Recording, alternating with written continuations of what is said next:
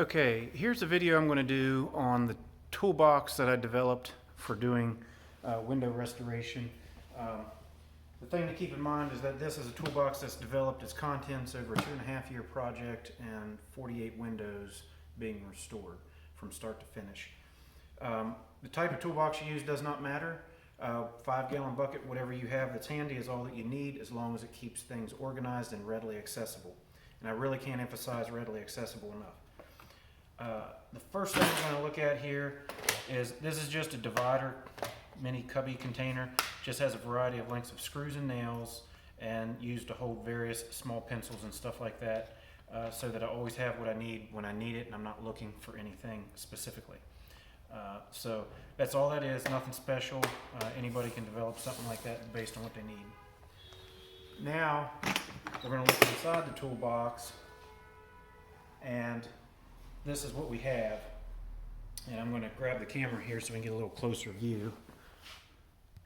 Okay, so looking down on the toolbox here, you have a large variety of things used in multiple stages of the restoration. And not all of this gets used throughout the entire restoration. So up here I have screws and nails in larger quantities. And like you'll see in this box here, you have a screw that's, I think that's a 4-inch screw, and you're like, what do you need that for?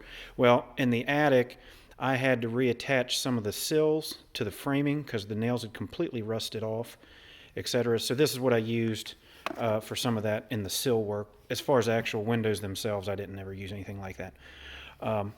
So you've got fasteners, you've got a dust mask, you have cups. These are what I used to mix epoxy in, always readily available. Skip over here, you always have an acid brush handy to do the mixing and brushing. So fasteners, hand tools. All these hand tools need to be accessible at the plunk of grabbing it and going. If you have to dig for one of these, you're taking too much time. You're going to constantly be picking stuff up out of here and putting it back in. Your self-discipline to keep that flow as fluid as possible is really critical to making good time on a project. And then this corner of the box is kind of a catch-all and has some of the longer tools that I can't keep as organized as I'd like, but it does work out pretty good. And then over here in between, I have some paper for notes, and I also have sandpaper and such for scuffing paint and or cleaning up epoxy or nitinoid things on the jambs and windows. Now, this toolbox was primarily used on site in the home for doing the removal, installation, and paint stripping of the window jambs. I'll go back to, I use some of this for when I strip the sashes, etc. But anyways, that's neither here nor there. So let's get started here. I'm going to start pulling out some basic tools. This guy here is just a basic cat paw tool for prying and pulling nails. I can't tell you how valuable that is. We have a putty knife, and it is short because at some point I snapped the end off. Not actually on the window project, that's the way I had it, but anyways. And you can see how much putty and epoxy and everything else is built up on that from using it, but it's a great tool. You got to have it. Needle nose pliers for pulling small things. I use this to pull the springs out of the sash chain when I had to disassemble. Phillips screwdriver for some of the hardware removal on the windows. I have a flathead screwdriver. Something I want to note about this, I have a box of old screwdrivers. I actually ground the tip of this so that it would mate with the slotted screws on this project as best as it would get. And that way it reduced the amount of slipping and tearing out of the screws. I did not strip out a single screw doing this entire project, primarily because I custom ground that to fit the screw slots really well. The sloppier that fit is, the more chance you have of stripping something. You always need a utility knife. That just comes in hand, you use it all the time. I have a 1/4-inch chisel, and I use this a lot when opening up the edge of the window sashes for the chain if it needed enlarged, and just altering things. You just need a good wood chisel. 1/4 inch seemed to work really well for what I needed and served my purposes.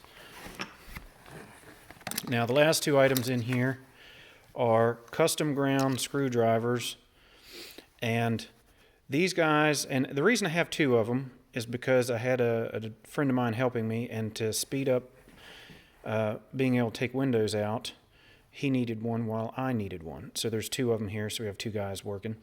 And this is nothing more than a custom ground tip for chiseling paint out of the slots of screws. This here is awesome.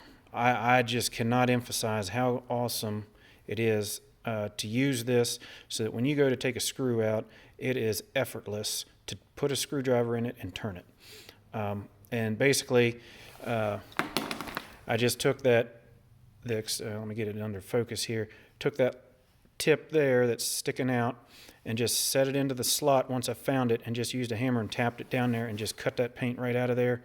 And it didn't damage the screw, it didn't damage anything around the screw, and it got all the paint out in very quick time. So that's what it is. And you'll notice I just took some old PVC pipe I had laying around, cut them to length, taped off the bottom so that things couldn't fall through, and set it in here as my quick organizer. You could use like a tin can. This is just what I had, but a box or something would work just as well. Moving over here to the next bin, we have a variety of marking tools, multiples of them, pencils, Sharpie. These are just general things that are needed as you do different things. You need to mark it up, keep track of things. Tape measure could be handy from time to time when you're figuring things out. And we have 2 sizes of nail sets for setting finish nails when you're doing reinstallation work. I have this guy, which is just a pick, which I used at the beginning of the project and then stopped using because I just didn't need it, but you may find it useful to have some dental picks. These are old 6-inch rulers that have been turned into putty knives. And any strip of metal that's somewhat rigid is going to be handy. This one here I've ground a tip on to have a narrower tip to get into something when I was using it.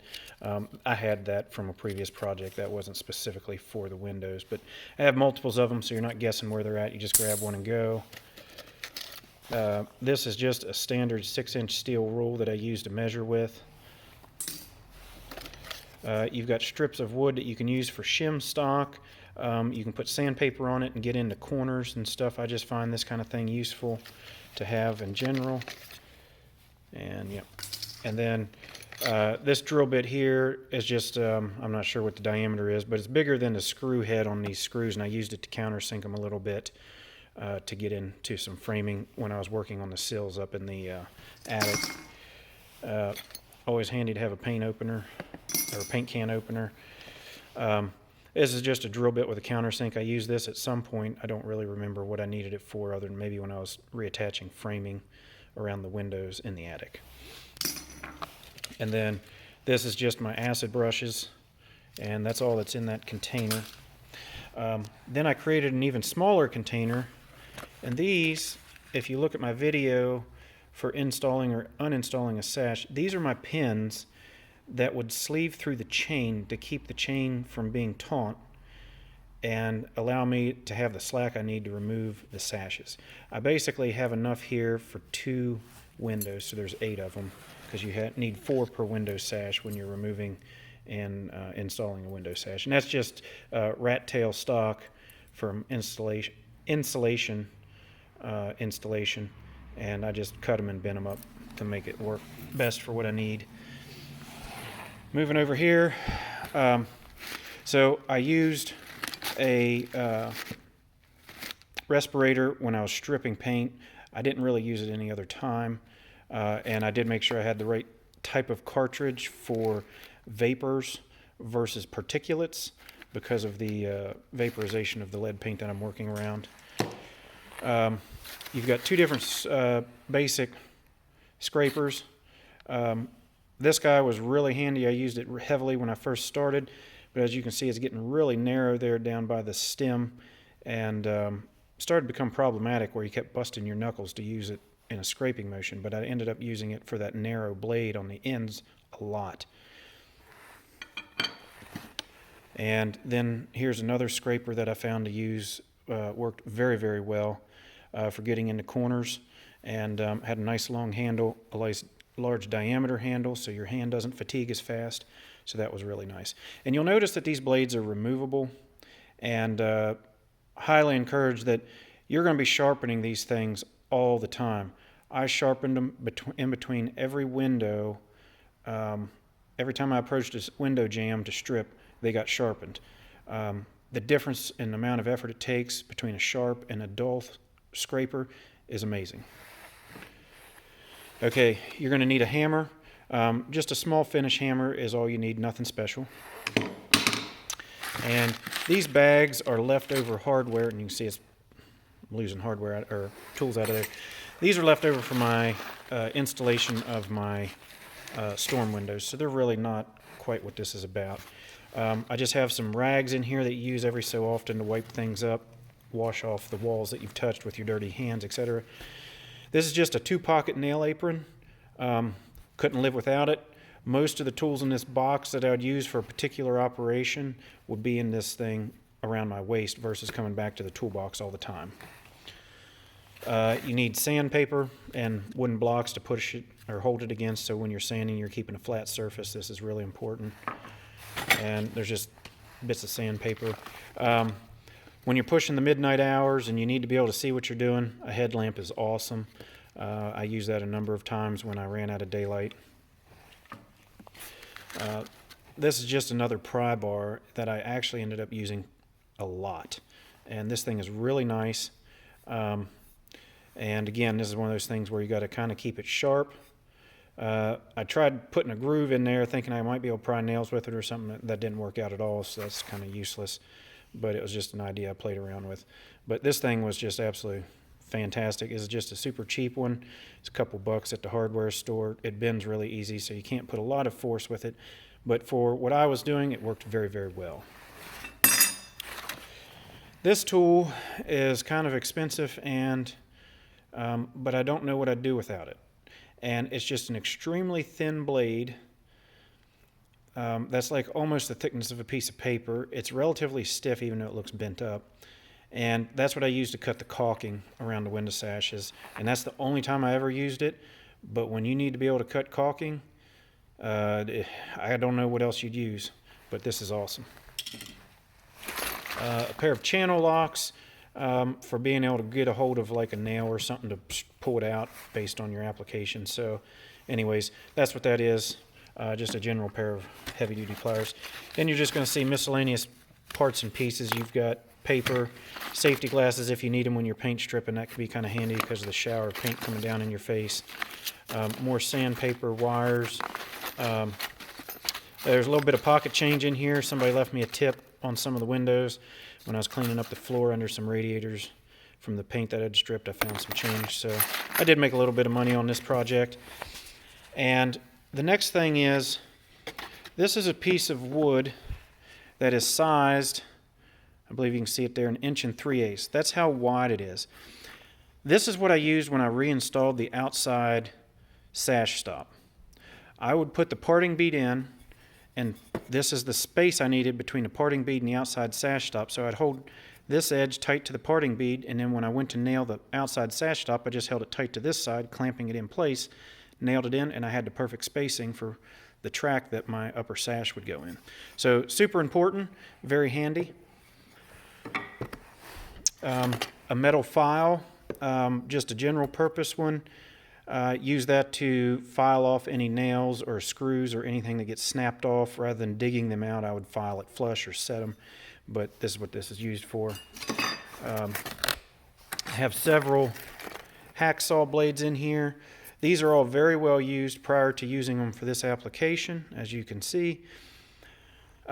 Basically, I use this for slipping in between some framing when I was replacing sills to cut nails off in between two pieces of wood so that I could remove them without having to dig the nails out and destroying the current surface of the material that it was nailed to.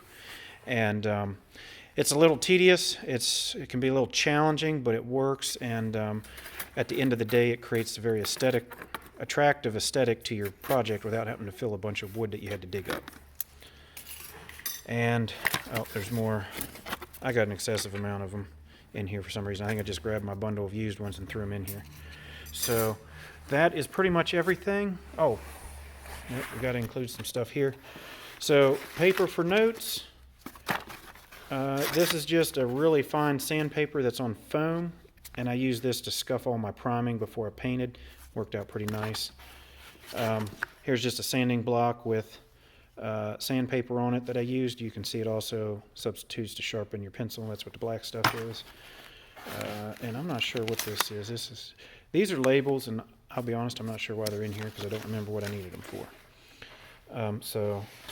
But you can see how like I've altered the box so that certain things fit here and overlap and get it all tucked in and real nice. But in a nutshell, that's my toolbox, and I thought people would like to see it. And that's for the general purpose of the restoration of windows. I'm going to do a second video on my toolbox for the reinstallation of windows using some of these tools, which I'm not going to come back to, but more specialized tools that wouldn't fit in this box and were only used on the installation. Thanks for watching. If you have any questions, post something in the comments. I'll be happy to answer them. Oh, and one last thing, something I used, two very important tools. These are my paint strippers. I did a bunch of research, and I've tried a dozen and one processes, but this here is what's turned out to be the best. This is an infrared heat stripper, and basically it has a heating coil in there that gets a radiant heat, and you just hold this over the surface and it boils the paint right up, and you can scrape it off. And the only difference is that they're different sizes. This guy is really small, it's lightweight, it tucks into small corners and spaces much easier. This guy is really large and used for doing large broad areas, and so it makes a quick go at the larger areas and speeds the process up. This is just a hook that you can use to hook it and hold it when you're not using it while it's on. I tried starting by just using this guy, and I did over half the house with just this guy, and it worked very well. But I was like, I need to find a way to speed up my paint stripping. And so I went ahead and invested in this guy, and I wish I had bought both of them at the same time at the very beginning of the project. It would have saved me a lot of time. If you have to have one over the other, the small one's going to be the way to go. This guy is difficult to get in corners because it's so large, whereas this can get into corners very easily. And so as an overall, this gets the job done, whereas this one won't. But this takes 3 times as much time to strip as this guy does, because you've got this whole thing. While this thing's heating up over this length, which is almost a foot, you can hold it to another area while you're stripping another area, and I mean, it just takes no time at all. You'll spend far more time getting your corners clean than you will your large surfaces on the top, bottom, and sides of your jam with this guy right here. So anyways, that's the last of the tools in general. And so we'll stop there, and I'll post another video on the installation tools.